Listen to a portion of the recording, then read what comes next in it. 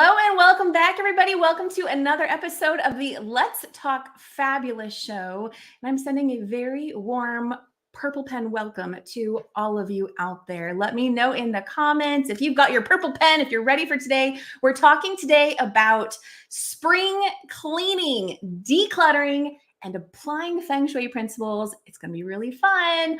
We're going to take a moment to hear from our digital sidekick, Renee, and then we'll be right back with today's panelists. Today's guest host is Kim O'Neill, and Kim will be joined by some expert panelists speaking about clearing the clutter, spring cleaning. What does that look like? Your home environment, your work environment, your car, your mind environment. And what does Feng Shui, what role does that have to do with all of it? How does that play a part? So, as always, get your pens and papers handy. Get ready to take some copious notes and get ready to enjoy a fabulous show.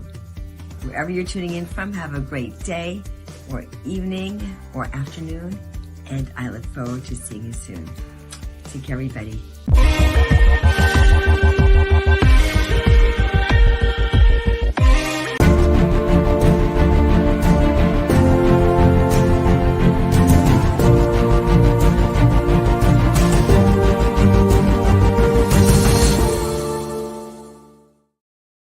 All right. Hello and welcome, everybody. It's good to have you here.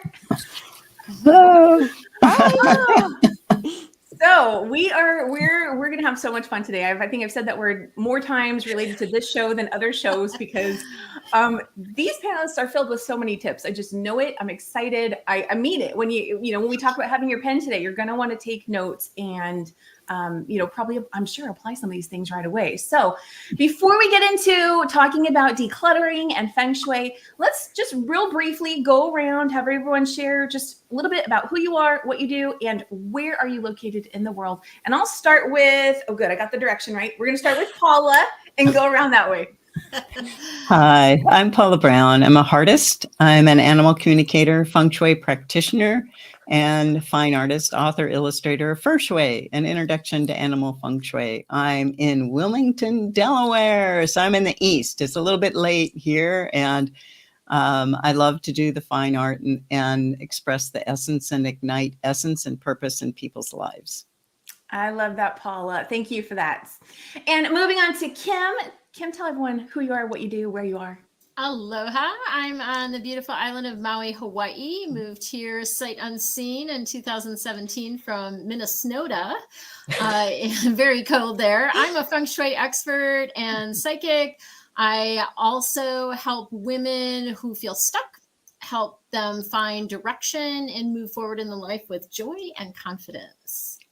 I love it. I love it. And I'm in Southern California, so we've already got this wide array of where we're all located. Let's move on down to Mel. Mel, tell us about you and where you are. Hello, everyone. I'm Mel Mason. I'm known as the clutter expert. And I love that you started this conversation with saying we're going to have fun, because most people, when they think of decluttering, they don't think it's possible to have fun. And you can 100% have fun decluttering, and you're going to learn how to today. As the clutter expert, I support my clients in really clearing the clutter in every area of their life so they can thrive, because it's your birthright to experience happiness and abundance in every area of your life. And if you're not, all that means is there's clutter. And I'm in sunny Southern California as well. I'm in Palm Desert, where the sun is always shining. Awesome, Mel. I'm in Lake Elsinore, so we're not that far. Yep. Yeah. Okay, cool. Okay, and last but so not least, Lianne, tell us about you. Hi, so I'm the caboose to bring up this train, and I'm known as the clutter consultant, and I'm in North Carolina. I'm also a Reiki master. I'm a certified happiness trainer. I'm a mental wellness coach, because all of that comes together when you're working through the stuff in your house. So I love to help people find what they're looking for, because it's buried under their clutter. Oh, I love it. I love the diversity here, and I'm sure those of you who are at home watching us today, I'm sure you can see the connection too, right? The connection between the clutter and the mind and the feelings and just all of that stuff. We're going to get into that. And I want to just again say hello to everyone who is with us. Show me your purple hearts. Show me your purple hearts. Can you all still hear me? In fact, panelists, can you hear me? Yes, okay. Yes, absolutely. Okay. Okay, good. So let's start by, we could think of this as starting with declutter and moving into Feng Shui. And that's where I'm going to start. But at the same time, I know there's interconnection that, this all flows together. So for our Feng Shui panelists, please don't hesitate to share, but I want to start by asking, what do you guys think that most people don't know or realize about clutter? Who would like to answer that first? I'm going to jump in right now because that's one of my favorite topics to talk about. What people don't realize about clutter is when they hear the word clutter, they think it's about all the stuff that they've accumulated in their lives, the piles overflowing, the drawers you can't fit anything in, or the garage you might not be able to park your car in. But the truth of the matter is the outside is only a mirror of the inside. And all of the external clutter is just a representation of the internal clutter that we carry. And we all have it, just manifests differently for different people. So if you don't have clutter, you may have another manifestation. And I think we're going to talk about that later. But it's just an internal reflection of all of that inner clutter, which is all of the unprocessed emotions we've been carrying from traumatic events in our lives and the limiting beliefs and the stories we make up about ourselves.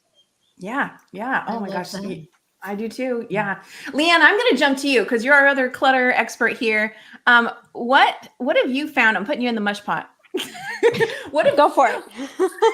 What have you found that people might not notice, or what comes up for you first? So it's amazing how clutter really does affect how they're feeling. I did a talk recently at the library and I said, which came first, our mental health or the clutter in our space? Because it really is such a physical representation of what's going on inside. So you can work on the inside stuff, which will then translate to the outside, or you can work on the outside, which will translate to the inside. Doesn't matter which way you pick. Yeah. Just pick one. Right. And I love that it's like a catch-22, right? So if you've got a lot of stuff going on in here, then it can show up externally, and the stuff that's already showing up externally can just influence you even more with those emotions and thoughts and all that. Absolutely. I had a psychiatrist who called me up and said, my closet is a mess and I can't get it straight, which means my brain is a mess. Can you come over and help me? Love that. I'm like, sure. And while we're having fun, what kind of tea do you like? That's awesome. I love that. Actually, from a Feng Shui perspective, clutter is one of the steps of Feng Shui. And clutter represents stuck energy is what we look at it as. So when you have clutter in the various areas of your home, you have pieces of your life that you're not being able to move forward in. And so oftentimes when someone's feeling stuck in their career or finances, we'll look at that particular area of their home to see what's going on there. Do you have like a closet that you keep shoving stuff in? Is there a big trunk drawer there? What's going on that is potentially mirroring, as many of the others have said, mirroring what's going on in your life? Yeah. Thank you for that. And Paula, how about you? What are your initial thoughts here? About the same as Kim's, yet I think that for me, it's just as basic as when you walk into a space, do you feel comfortable in it? Do you feel the space is embracing you? Do you feel the space is kind to you? And also, if people come for, they're stuck in their career or their finances or their love life, a lot of times the stagnant energy in your home or in your space is not in those areas. They're in other areas. And so you have to sort of peel back the onion of what is causing the stuck issue, what is causing the stop and the stagnation. And you got to clear the energy and move the chi. And I think that you have to look at the whole picture to find out, just like yourself. You have to look at the whole picture of the house. You have to look at the whole picture of yourself and then dive in and find solutions and walk right through it and clear that clutter. Absolutely. I love everything all of you are saying. And I'll just take a quick moment to say, bear with us today if something happens on my end technologically. Okay. Our panelists are going to continue the conversation and we're going to continue to have fun regardless of what happens. With that said, so I want to ask, have any of you noticed, and again, I'm kind of gearing towards the decluttering side of things, but this is for everybody. Have you noticed that there is one key area that people benefit most from decluttering first? I mean, I'm sure there's variety, right? There's so many different things that could be cluttered, but have there been any themes or patterns that you've noticed that when this one area gets decluttered, what a difference it makes? Anything show up? I have one. This is where I always tell people to start, and that is the bedroom, because we spend a third of our life there. That's where we rest. That's where we rejuvenate, recharge. And if the bedroom is cluttered, it's going to be really difficult for you to have the energy to even work on the rest of the house. I love that. And you know what? Thank you for saying that, Kim. I love how you tied it in with the place where we rest and rejuvenate. And then, what if it's not really conducive to that? So with that, we're actually going to move to our first additional clip to hear more about the closets. Hi, I'm Lianne with Declutter Consultant, and my decluttering tip is to turn your hangers around. Typically, when we hang up our clothes, we hang them with the hanger coming forward. I propose that we turn the hanger around and put the hook coming back. What this does is it lets you know what garment you have worn this season and what garment you haven't very easily and effectively. And then you can choose those garments that are still hanging backwards. Do you want to keep them? Are they ready to let go? Are they out of season? Do they fit? But it helps you to be able to get a very clear picture of what you're wearing and what you're not. And that is my tip for decluttering.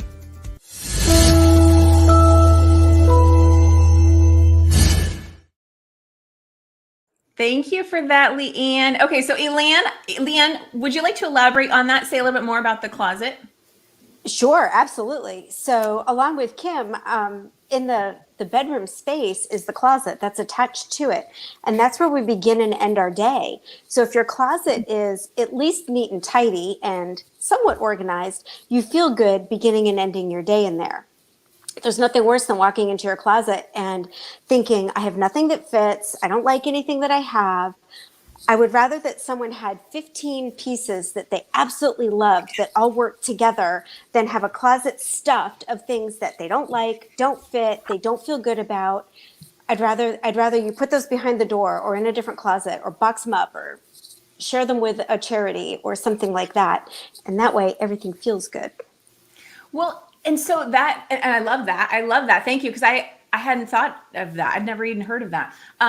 But now what about for the person who's thinking, oh no, if I get rid of my clothes, then I'm not going to have enough for when this special event comes up or when this other thing happens, right?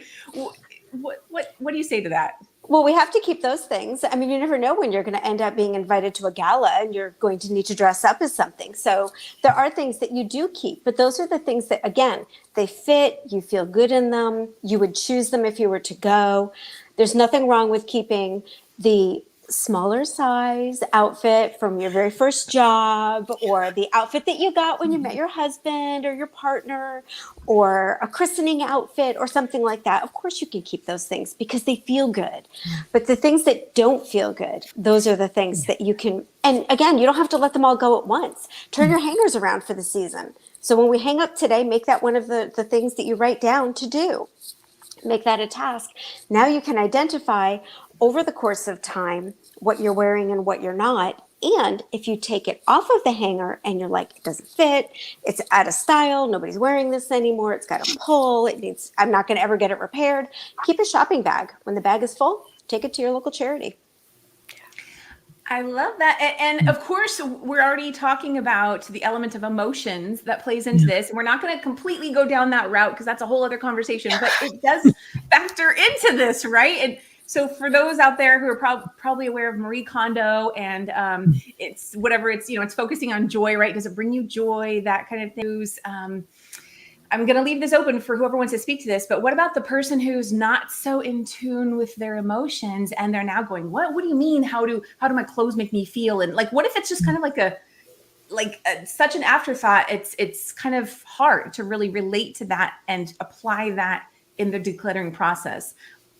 Has anybody experienced a client with that? Yeah, I have. And it's you'd have to take baby steps And you really have to define, do you feel comfortable in X, Y, and Z? What are your favorite things in X, Y, and Z? And you really have to give an example about what works for yourself. And for me, this whole closet thing is wonderful because I've been giving people examples of exactly this, referring them to clutter people and organizational experts, because I moved into a 1925 old house and I don't have closets. And so I finally had to install closets. And I'll tell you, I slept so well when I got half of my clothes into a new closet because I couldn't even find what I had. And it's a matter of helping people discover what they have and what they like. They sort of don't know, they know what they don't like. And once they get there, you guide them into what they appreciate, and then you leap off from there. Oh, that was great, Paula. Thank you for bridging the gap there and connecting the dots. That was awesome. That leads us right to, I know we're going kind of fast, but I feel like I'm going kind of fast. I'm on a train. Well, there's something that totally ties into that actually ties back to your original question that we were talking about where to start first. And, when we talk about where to start first, what I've found from my own experience being the cluttered mess and having my mom clean my room over and over again, only to have the clutter come back, and working with clients and having them clear a surface only to have the clutter come back, what I've found is that the place to start is from the inside out, because the outside is only a mirror. And when you get to the root of the clutter, what actually happens is the clutter effortlessly begins to take care of itself. And what it really comes down to is an unwillingness to be present for your own experience and your own inner emotions. And when you learn to be present for that inner clutter and you learn to be present in your body, then when you start looking at your physical stuff, you're fully present for the experience. So you're not confused about how you're feeling because you're in the moment and you're present. Oh my goodness. Okay, so that gets one of these.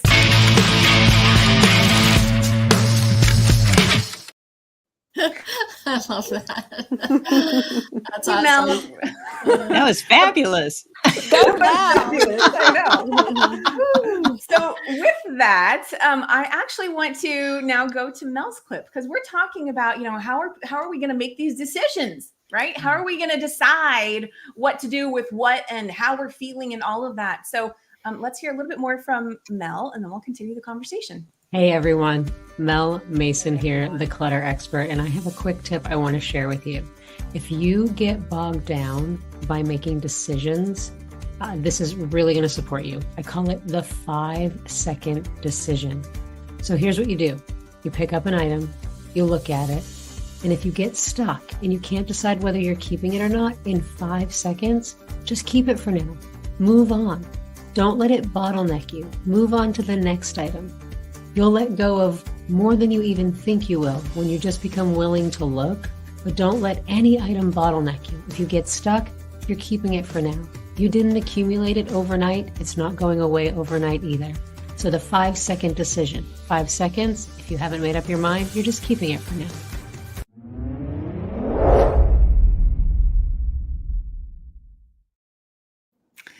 Thank you for that, Mel. And I want to take a moment to highlight, we're going to ask Mel for some additional thoughts on that, but I want to highlight first the fabulous Tamara Hunter, who is with us, saying inside out, decluttering and being present. Being present. I just want to bring that to the forefront again as well. Thank you. And thank you. I see we have so many people here with us today. Let us know in the chat, what are you taking away from this conversation? What's popping for you? What's really showing up for you? We love to hear from you. So with that, Mel, would you like to elaborate a little bit more on that decision making?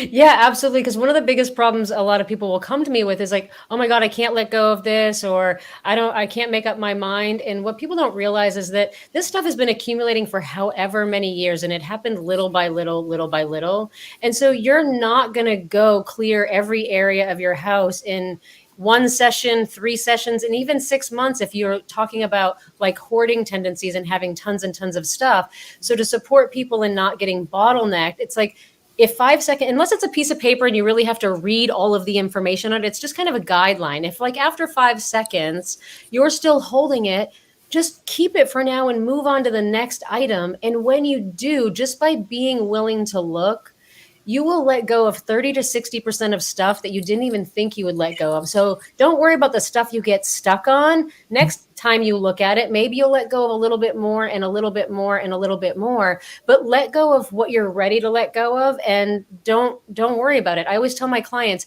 you will let go of what you're ready to let go of when you're ready to let go of it, and not a moment sooner. Like, as the clutter expert, I've had my share of clutter, and it doesn't mean that I don't have any attachments in life. And I often share that I was carrying around these books like that I had from 1998. They were really deeply spiritual books. I would often reference them all the time. And I said I would never get rid of them. I would still go back and use them, but I like pack them and move them up from like 1998 to like 2021 or 2022. But there's one day I was just sitting down looking at my bookcase, and I just looked up and I'm like, it's time for you to go now. I wasn't even doing a session, whatever. It was just like, no, now is time. Boxed them up, sent them to the donation center, and that was it. Okay, so I have to ask a question, because I can hear some people going, well, wait a second. I thought I was supposed to declutter, but now she's, and this all makes sense, but I want to speak to the people who might be having this question. You know, she's saying now it's okay to just do it whenever it feels right. So, but we're also talking about being mindful of the clutter and what's getting cluttered and all of that. So I want to ask the question, do you have any recommendations for how often we should be looking at the clutter and you know, taking, I don't know, decluttering? Is any recommendations or thoughts about that? Well, so from my own experience, like, I never wanted to get organized. Like, it wasn't on my radar to get organized. And my life experience led me to yoga and mindfulness ultimately, where I became willing to look at my own inner clutter. And as a result of doing that, I just found myself spontaneously and effortlessly creating order. I mean, you couldn't walk in my room. There weren't any paths like most people have. But I found that from doing the inner work, I didn't ever plan it. I didn't ever schedule it. I just started to spontaneously and effortlessly create order in my life. And eventually my space went to someone who was living in chaos to everything having a place and everything being in its place. So, and then I've watched that happen with my clients, trusting that it happens naturally and effortlessly in your own time rather than forcing it is the best way that works.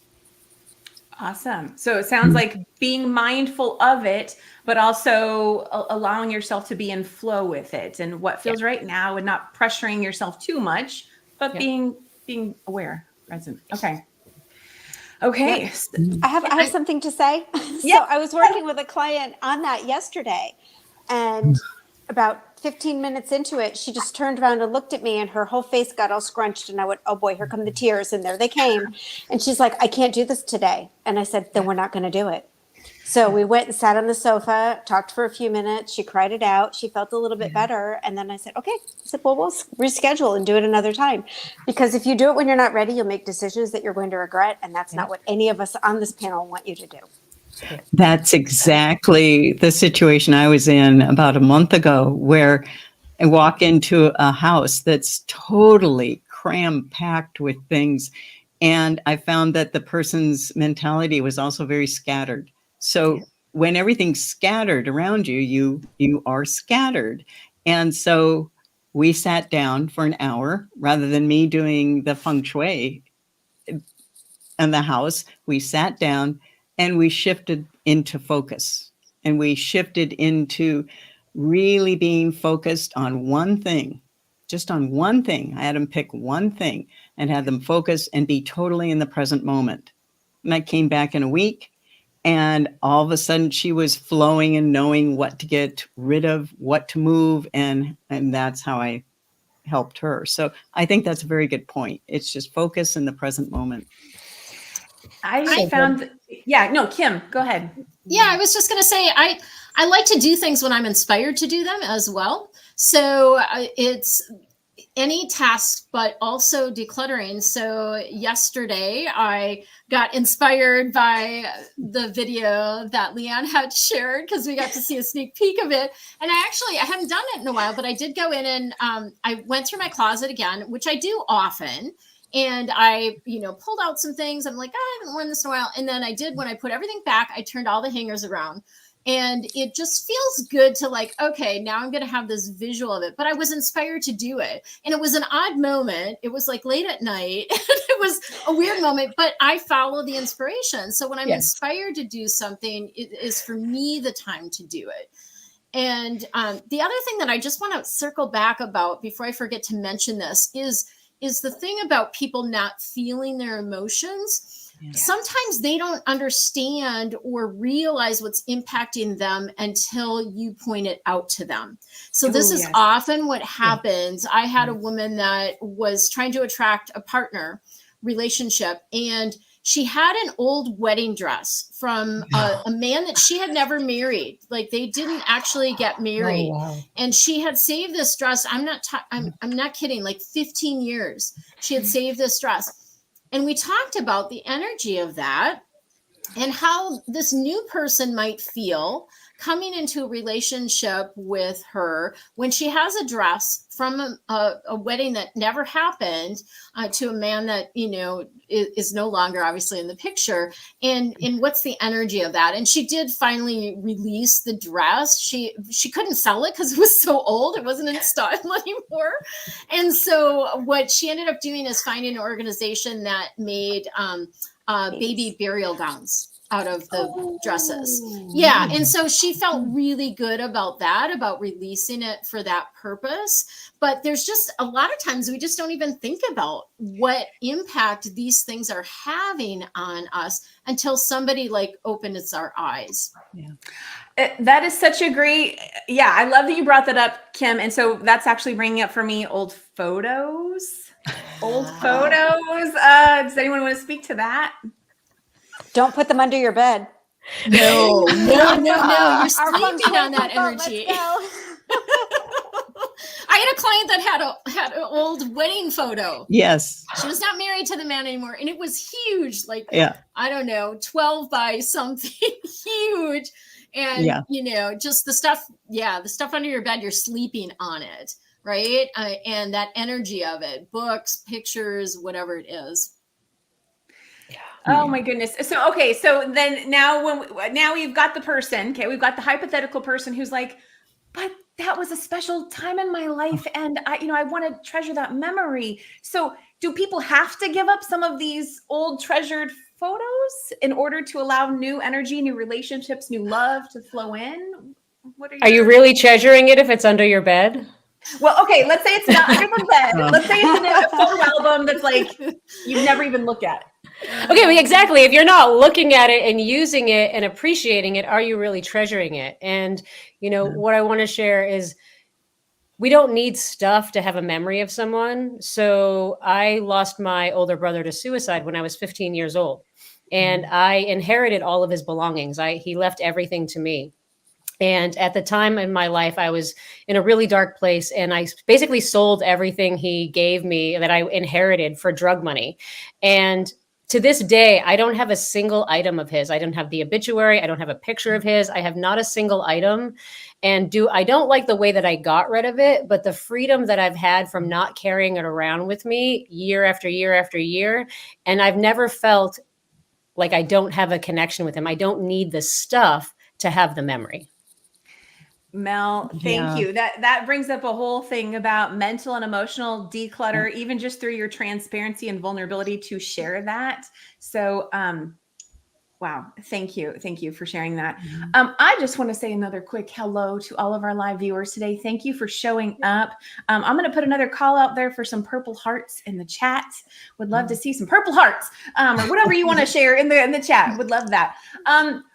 I'm having so much fun talking about decluttering because it's, to me, the fun is it opens up space. It opens up space for newness to flow in, to feel lighter. We touched briefly about focusing. I know for me, I have a hard time focusing or really getting things done if I've got tons of clutter around. And it's such a difference that it makes once I clean the clutter, then it's like so easy to do that thing I didn't really want to do before. But it's like, wow, it wasn't even really about the thing. It was about the clutter that was making it seem hard. Yes. Right. So Yeah, that's so true. And clutter actually on horizontal surfaces does block your vision. And so in Feng Shui, we look at trying to keep things off horizontal surfaces, putting them, more in a vertical fashion, especially desk stuff, because when we have a lot of things on horizontal surfaces, then we cannot see the horizon, literally. We I cannot love see. that. Okay, I love that. Okay, so we are midway into the show, and we're going to take a quick moment just to kind of wrap up the clutter portion. Of course, we're still going to talk about it as it shows up, but I want to just take a quick moment to highlight a fun video, and then we'll come right back to the conversation. Here we go.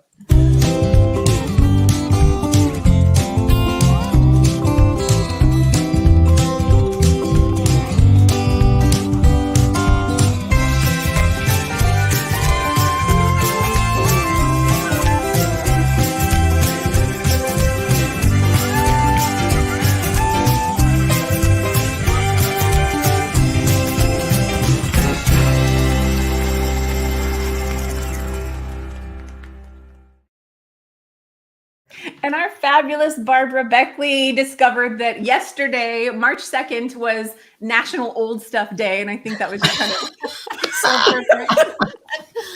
That's great. Yeah, I know. Yeah, totally unexpected. Awesome. Thank you so much for everything y'all have shared so far. So let's take a moment to start to pivot talking about Feng Shui. And let's just start by, for anybody who's brand new to the concept, what is Feng Shui? Kim or Paula? I'm going to call to you first. Who would like to speak to that? Sure. Oh. Yeah, go ahead, Paula. Feng Shui is just the energetics that already live in your home and your space. They're already there. And it's a way of helping move chi around in the 9 life spaces. It's based on having an organization in your house where you can understand what energy lives in what spaces. As an example, health lives in the center of your house and holds everything together. So Feng Shui literally means, Feng means wind, Shui means water. So it's wind over water. So it's a yin and the yang of things.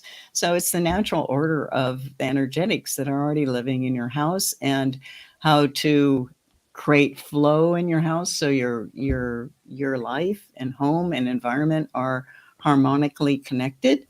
It's all about balance and harmony. So that's just a little overlay of Feng Shui. I'm Black Hat, and there's 3 forms. There's form, Black Hat, and Compass School. So I'm more of the Black Hat side of it. So that's a long topic. Yeah, no. Thank you for that intro, Paula. And I know we're going to get into even factoring in your pets into all of this in a bit. But Kim, I'm going to hop over to you. Kim, what do you have to say about what Feng Shui is? Yeah, so I like to think of Feng Shui as a way to energetically create what you want in your life. So your home can be viewed as a virtual dream board, if you will.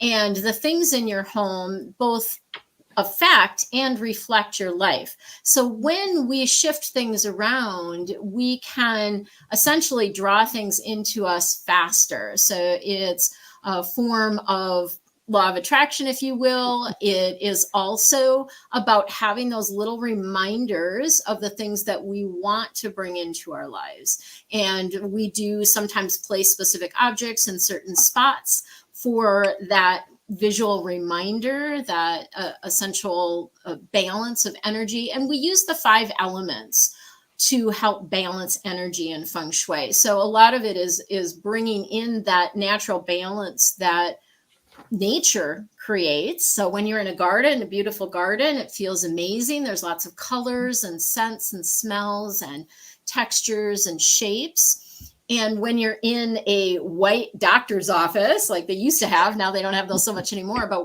all white office, it feels off-putting. It feels uncomfortable because it's not balanced. The energy of the elements isn't balanced. Okay, so I think you just answered my next question, but I want to throw it out there anyway. I can hear people going, okay, well, I've decluttered. Like, I don't know about this woo-woo Feng Shui kind of thing, Why? I just had to say that for anybody thinking it. So why do you think it's relevant to be mindful of, Feng Shui principles, or, you don't even have to call it that, right? You just use the word balance. What else comes to mind of why is this relevant and helpful for people? Well, everything is made of energy. And in Feng Shui, one looks at the energetics of the house. Energy is alive, responsive, and aware, and everything is alive. And so after you declutter, you still have some leftover energy left of the scatteredness and the non-focus that you are attempting to get rid of.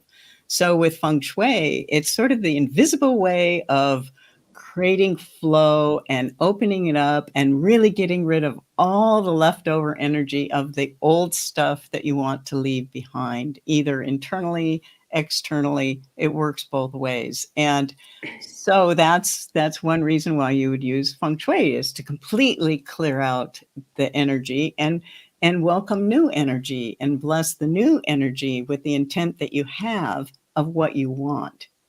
So it's very effective. And it's like I said before, do you feel comfortable walking into a house? Yes or no? That's the I love energy. that. I love Well- that. And, what I feel like, what I've understood about Feng Shui is, it's like, when you want to manifest, you talk about getting into vibrational alignment with what you want, but also using Feng Shui to get your space into vibrational alignment, getting Yes. everything into alignment so that you can call in what you want faster. It's so powerful. It is Exactly. powerful. I was working with someone in their career section of their home. And I said to her, as I was sitting on the floor going through all these old notebooks, and we were throwing things away and we were shredding and doing all the things. And I said, I wouldn't be surprised if you get an offer at your job for a promotion. And she looked at me like I was crazy. She thought I was nuts. She's like, oh my gosh, whatever, Well, the next day I show up and she looked at me and she said, you want to hear something? I just got offered a promotion to move across country and it's for double the money. I'm like, Yeah. of course you did.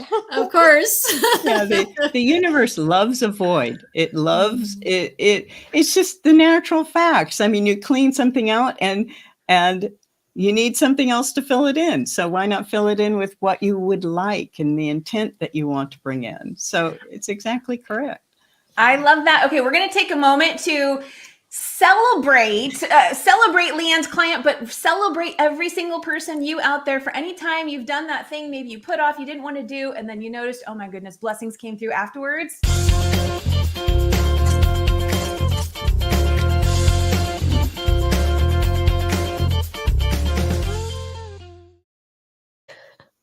I just want to remind people to celebrate themselves when you do those things, because look what you can get afterwards.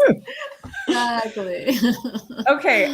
So before we hop onto some other videos here, I saw a comment in the chat about small spaces. People who, we live in homes of all sizes, right? Large homes to small homes to mobile homes, tiny spaces. What comes up for you guys about how do people, make all this work with smaller spaces? Anything come up? What do you think about that? Yeah, one thing that I think about with smaller spaces, because I did this, I moved from a 4-bedroom, however big house in Minnesota to a 2-bedroom, 1-level, a condo basically on Maui. And it's very different when you have a lot less space. And it is, I think, where your things impact you even more when you do have a small space, because there is a less breathability. If you have a lot of stuff in a small space, you're going to feel it more. If you have a lot of stuff in a 5,000 square foot house, you're probably not going to feel it that much, but you feel it a lot more when it's in a small space. And I think the organization of things is really key in small spaces, because you have to make every space efficient and work for you. And I'm sure the clutter experts have a lot to say around that. So, okay. We're going to take a quick moment actually to take a look at Kim's video as we talk more about Feng Shui and all of this. And let me find it really quick. Here we go. Aloha, I'm Kim Julen with Finding Your Fiji, and I have a quick feng shui tip for you today. And that tip is related to bells. Bells actually have a lot of amazing properties and qualities. They represent movement. They also can be used to clear your space. So if you've had an argument with someone, even if it's over the phone, you can go through the room with a bell and clear the energy of the space. Bells can also help you make decisions, and they have a calling in or attraction energy. So you can use them to help call in things that you wish to attract into your life. The one thing about bells is you want to make sure that you do like the sound of it. And I often prefer to use brass bells because they are of a high quality metal.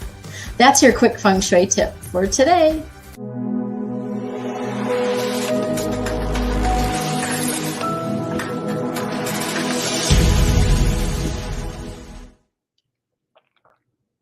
Okay, I love that, and you're going to hear a little bit more about bells a little bit further into the conversation. I've got my bells here. You probably can't hear this. I can. Yeah, totally. Did you? Oh, Yeah. good. Mhm. So, Kim, elaborate a little bit more. And Paula, I know you speak to this too, and our decluttering people. Share what you have. What else is there to say about bells? Yeah, so this is something that I often think about when people buy a home or they move into a new space. And often they don't realize that whoever lived there before, whatever happened there before, that energy is often still there. Not too many people clear a home before they move. I did that. My boyfriend just sold his house in Seattle a few months ago, and I actually cleared it before we left for the last time, but many people don't do that. And so if the couple before you in this home got divorced, if there was a death in the home, there's a lot of energy that gets sort of stuck or stagnant in the home. And that's part of feng shui as well as space clearing. So clearing that old energy out, which often helps people move forward. And clearing isn't just a once and done thing, right? Because we have stuff that happens. We have a lot of emotions that come up in our space. And it's important that we are clearing our homes on a regular basis to clear that out so that we're not kind of swimming in that pool of stuff, right? I love how we're bringing it, full circle. We're connecting the dots between getting rid of the physical stuff and then clearing the energy through the feng shui principles. And I want to ask Lianne and Mel, do either of you ever, infuse any feng shui principles into the work you do? Just curious if it comes up or shows up. Not like using like the bagua and all the different areas of the house, but when I first learned about feng shui years ago, the essence that I took from it was that everything is about intention. So even if you couldn't get the little mirror to put somewhere or buy the little, the chime or whatever it was, like everything was about intention. So just using intention about what you want to create in your space is really powerful. Love that. Okay. Yeah. And Tamara's asking, what method do you recommend to clear? So I use a number of different methods. When I do space clearings myself, I do a layering effect. So I do all of my space clearings remotely for the most part. And I use sage, so white sage, burn that. I do use bells in physical spaces. And I have energy rings that I use that I will actually place the home map in an energy ring for however many days I'm guided to. I also anchor the space with angels. And it's a really powerful thing when you have that anchoring energy after it's been cleared to sort of keep it clear, kind of those like sentinels to guide things or guard things for you.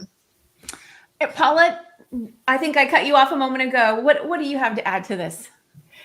Basically, it's such a good idea to clear your space before you get into it. If you're going into a different place, because your home, I don't want to get real woo on you, but your home actually has a diva and a personality and a being, and they don't know that they belong to somebody else now, and so you introduce yourself and your own energy by clearing away the old, and you respect and greet yourself into your own home and also your neighbors. You have to really look at what's in the neighborhood, what is right beside you that may be not so great for your energy. And you've got you really need to clear that. So there's a big thing to add. And Kim mentioned she anchored with angels. I anchor with archangels as well as crystals. So I actually plant crystals in a border and connect them with light. And that creates a dome over the environment and the house that you can pull up. And it's not for protection. It's actually to amplify your own energy when you're in the house. Also, I use Hawaiian salt. It's very, very good. And I do tinctures and bells because you can clear with sound. You can clear with water. You can actually go around and sprinkle water and a combination of orange rind and water to sprinkle around a boundary. So there's a lot of things in the physical that you can see and your client can see, which is very effective because then that puts their belief system into what they're doing. Yeah. And people have to see this because it's invisible. It's invisible. People need to see things. And I'm also a dowser, so I show them where the energy is working. And as much as I can, I show people how the clearing is happening and then how they can bless the house and come into the house and put their own energy into it. So I love, Paula, I hear you speaking to people taking ownership of their space. Yes. And that's kind of that being present, being mindful of what's in your environment, how it's affecting you. Yeah, way more empowering. There's so many things we could talk about. And I'm looking at the time. Oh my gosh. Okay. We're doing great. I love everything you're saying. Let's hear a little bit more about bells and how it relates to your fur friends, your pets in your home, and then we'll come back to the conversation. And I want to just give everyone a heads up. Start to think about what are some of your best favorite tips that we haven't yet said that you can share as we near the end of the conversation. So we'll be right back. The tip today is to use bells. Feng Shui practitioners use bells to find, clear, clean, and set and bless the energy in a home, environment, or a space. So today's tip is going to be for fur folks because they're natural chi masters. So they need something good for the year of the dragon. Green is the color for the wood dragon year. And if you put the bell on the collar or a leash or a combination, put it on your animal. They race around your environment. They're chi masters. And so they bust up and move energy and they create harmony with the sound from the bell wherever they go. So blessings be to you, to this new year, and your fur folk. More on bells later.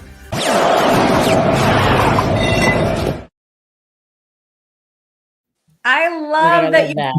I know, me too. I love that pet. Okay, what else would you like to say about the pets and how they factor into all this? The pets and animals know where the great stuff is in your house. They know where to recharge and they know what's stagnant. They stay away from the stagnant areas and then they help you. They actually help you augment energy. If you're looking for a relationship, all of a sudden you've got a cat and a dog lying and resting and hanging out in the relationship or the life space because they want to help. Our pets are there to help and they're natural chi masters. So they pick it up, they feel it, and they express it. And I had an old house that had an old person still living in it in terms of a spirit, and it was in New England, and my cats would not go into that summer kitchen room because that's where he lived. And they just would rather not be with that cold situation. So you watch your animals run around your house and then you can pick up where you've got stagnant energy and where it's working. So watch your pets and watch your animals and include them in your feng shui practice. Mm-hmm. That is such a great way for anyone who's trying to figure out, where do I start? Do I start in the bedroom, the kitchen, the office? Maybe it's wherever the pet's not going. Exactly. Oh my gosh. Okay. I'm going to ask one question here and we're nearing the end of the conversation, but we're not done yet. I want to bring in color. Paula started us off talking about the green, color. What do you all have to say about color and how that influences the environment at home and how we can maybe add more fun to the process of clearing clutter, any of that stuff? Yeah, I can speak to that. I love that Paula mentioned about the year of the dragon, and we have also just recently shifted into period 9. We've been in period 8 for the past 20 years. We're now in period 9. Period 9 is all about fire. And fire energy is represented by the color red, by things that are triangular shaped, by the element of fire, like candles, that type of thing. So sometimes we just need a little bit more energy to actually do the decluttering. So I encourage you to put on something red, because that will give you more energy. Paula's got red on today. It's a very much a successful color as well. So red is about success and reaching new heights. And so put on some red to declutter would be my suggestion. And or if you're feeling low energy, add touches of red or that fire element into your space, because that will help bring you up and give you more energy. I love it. I love it. Yeah. Who else has something to say about color? So this year, we're in the year of the wood dragon. And the basic color for this year is emerald green. And then there's an imperial yellow. So have fun with the brightest greens and the wonderful golds, and put that in your house this year. And you'll find that it really cheers up your space, and it matches the energy of this new period 9 and the year of the dragon. So each of the live spaces has a certain color on it. So if you are curious, find a bagua, look at it, and there's 9 colors there. And I'm concentrating on gold this year because it's health, and that holds everything together. So when you think of gold or yellow, think of it, just brings everything together, and everything will harmonize with that color this year. So it's a lot of fun. I love that. Okay, so I want to begin to ask today's panelists, what tips would you like to share that we have not yet shared? Well, if we're talking color, I would recommend that when you are decluttering, to stay away from black. Let's stay away from black because, number one, you're going to get covered with all of the spider webs and the dust and the pet hair and all of that. But the other thing that black does is black absorbs energy. So if you are wearing black, you're going to pick up all of the energy of all of the stuff in all of the spaces. So I would recommend a color other than black for 2 reasons. Oh, I love that. Okay, did not know that. Mm-hmm. Okay, what else? What other tips can we add to today's conversation? Well, Yeah, the one that I want to leave people ahead. with is really, when people want to start decluttering, they often think, oh, I'm going to take the whole weekend and clean out the garage, or they're going to do this big, whole, huge project, like do their entire closet all at once. And what I found, that gets really overwhelming for people. They'll pull out everything out of the garage into the driveway, and then be looking at it and be like, oh my God, what do I do now? And just get overwhelmed, shove it all back, and it looks worse than when you even started. So the way that I work with my clients is having them start small. Like the idea is to start small, whether it's with one little square foot of space or one item or a 5-minute timer, but starting in small, manageable steps so that you get the win. So you complete something. So if you start with 5 minutes and set a 5-minute timer and you just work for 5 minutes, when the timer goes off, you have success. You're like, oh, I did that. And then you can ask yourself, can I do another 5 minutes? Or if you just work on one little square foot and you complete that, then you have this clear space in front of you, which gives you that dopamine hit, those feel-good feelings that make you want to keep going. And it's like, oh, can I do another square foot? So really starting small and not biting off more than you can chew, so you keep that overwhelm to a minimum. Love it. Love it. And Kim, I think I heard you start to say something. I'm going to throw you in the mesh pot. Sure. So I actually have a Feng Shui connection to give you for decluttering, and that is using the power of the number 9. Yeah. So 9 in Feng Shui is about reaching new heights. It is also about completion of things. And so you can use the power of the number 9 to help boost your efforts in decluttering by spending, for example, 9 minutes a day decluttering, or releasing 9 things per day, right? And I love what Mel said about doing a single space. I think that's awesome. Even just a single drawer can help shift the energy, clearing out the clutter in one drawer or clearing off the dresser top. That alone, and just like, okay, I'm going to choose one space that I'm going to get clear, and I'm going to keep that clear. I'm not going to put anything else on there, because that space then is your reminder of the success. Every time you pass that space, you're like, oh, I did that. And that feels good. Keeps you going. Love that. And I love about this 9. 9 is my favorite number. I'm learning so much more about the number 9 today. I love this. Yeah. And actually 9 is the number of the health gua. So it all makes sense. And I'm so glad Kim brought up numbers because it reminded me of another number, 25.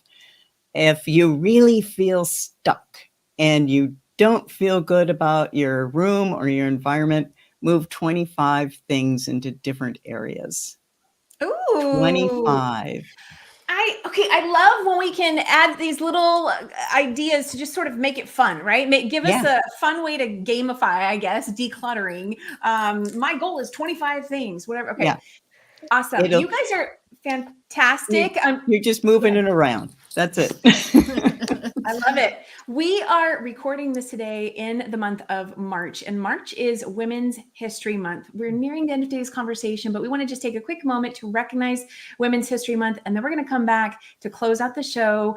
Just a few seconds per guest with her final thoughts. So begin to collect those, and we'll be right back.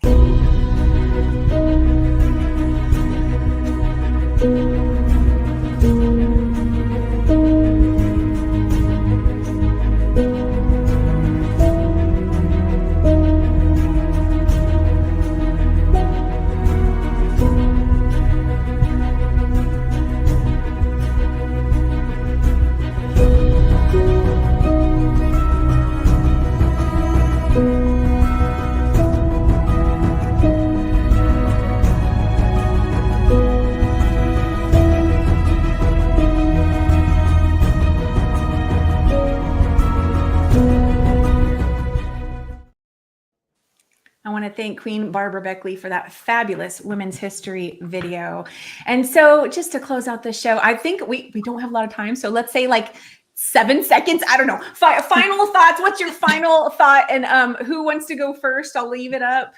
Okay, I'm going to pick Mel. Mel, first person. What are your final thoughts? All right. So clutter shows up in many different ways. It's the stuff, it's weight, it's being too busy, all the things. And the only requirement to get free from clutter in every area of your life is your presence. Your presence is required.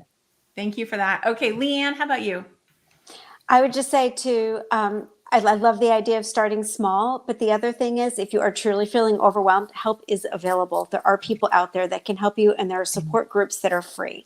Yes, yes, yes. Paula, final thoughts. There's 3 things. Trust yourself, expect the best, and bless the present. Love that. And Kim, your final thoughts. Yeah, I just say lean in. You don't need to see the final picture. You don't need to know where it's all going to go. Just lean in and start.